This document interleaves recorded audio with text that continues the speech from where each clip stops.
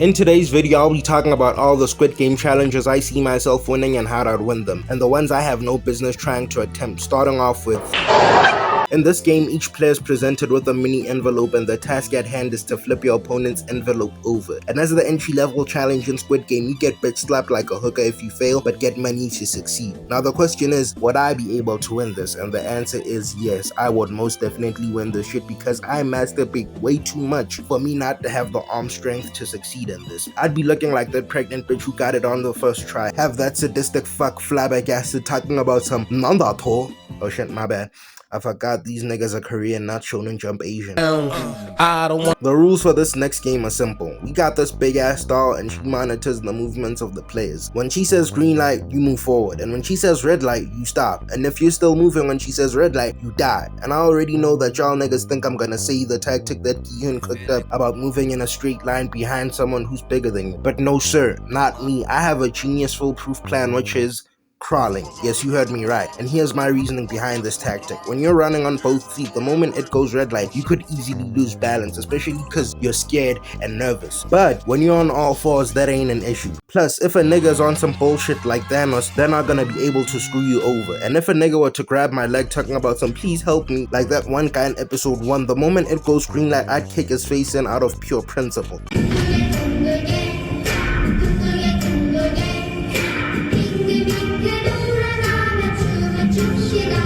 In this game, you're presented with a disc of solidified sugar with a shape engraved in it, and your job is to cut it out without cracking the disc, because if you do... Now, the most obvious option is to go for the simple shapes like the triangle, but considering my luck and how dumb I am, I would have ended up like Gi-Hyun with the umbrella or the star. So indubitably, I would have been the hitting that disc with that...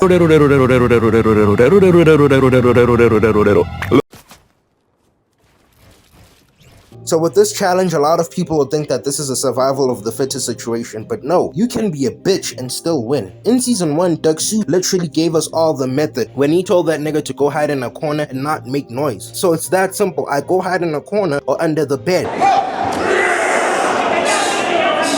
Now with winning this game, it's a simple matter of being in an all-guy team, but what if I was in a group filled with mostly chicks, and I wasn't fortunate enough to have 2 genius strategists in my team? Well, it's very simple. This is how it'd go. My team and the opposite team would be having a back and forth, struggling, tugging like a nigga with no bitches on New Year's Eve. And just when the opposite team thinks they have the upper hand, that's when I give the signal, and 1 or 2 of the girls on my team lift their shirts and flash the opposite team, and the moment they lose concentration from the shock, that's when we apply pressure. Easy dub, baby. Next!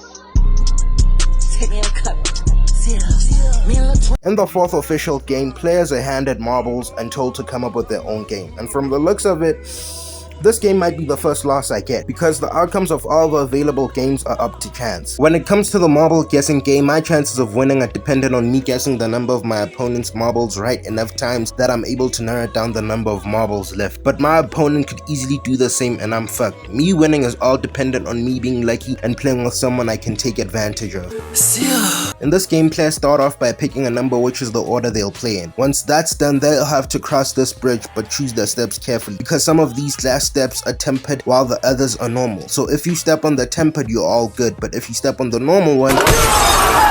So with this game, there's no other choice but to be last, because I tried to see if there's a pattern to this, and it goes in this order. There's 1 tempered glass on the left, 4 on the right, 1 on the left, 2 on the right, 1 on the left, and 3 on the right, and back to 1 on the left. So based off that, what do you think is the next set of steps? Since we had 4, 2, and 3 on the right, could the next steps be 1 on the right, another 1 on the left, and then 2 on the right? No nigga, this pattern of steps is a fuck you to the players and the viewers, because this time, instead of it being 1 on the left and going back to the right side, it's now 3 on the left, 2 on the right, and the last 1 on the left. So if you're a part of the first handful of people playing, you're fucked. Unless you've got glass knowledge like number 13, who stated that tempered and normal glass are different in color, but those rich fucks decided to screw him over by switching off the lights. So he had to check the glass by the sound it makes, and this is where he messed up, because he could have just detached the light bulbs from where they are and used them to test the glass's sound.